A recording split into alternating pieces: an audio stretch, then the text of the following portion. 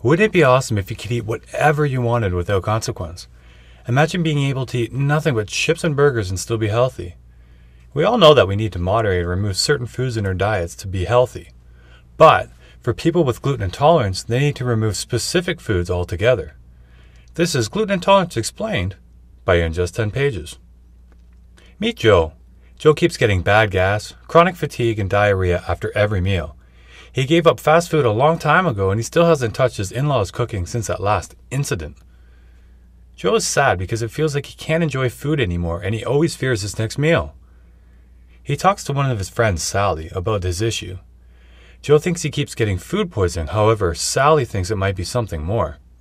Sally thinks Joe might have gluten intolerance and she recommends that he speaks to his doctor. Joe has never heard about gluten intolerance before, and he's anxious while in the waiting room of the doctor's office. Joe's doctor started by saying he's one of the 133 people that have this condition, which is also diagnosed as celiac disease.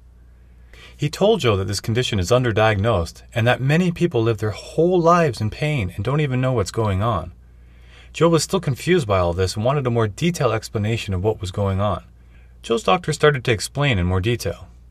Gluten is a protein, he said. It's found mostly in grains such as wheat, but it can also be found in toothpaste and other items. When people with gluten intolerance eat this protein, their body thinks they're under attack by an invader. The body seeks out to destroy this invader just like Superman would his enemies.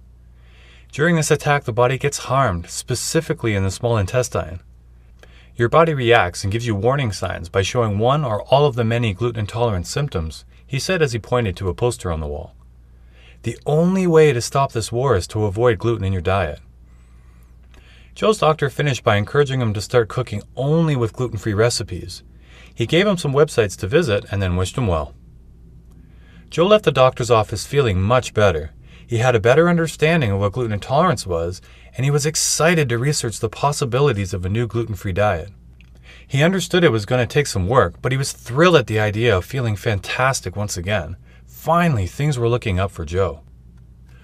Unlock the more detailed 10-page microbook version of this video, plus get exclusive gluten-free recipes all for free. Visit injust10pages.com to get started, or click the link in the description if you're on YouTube.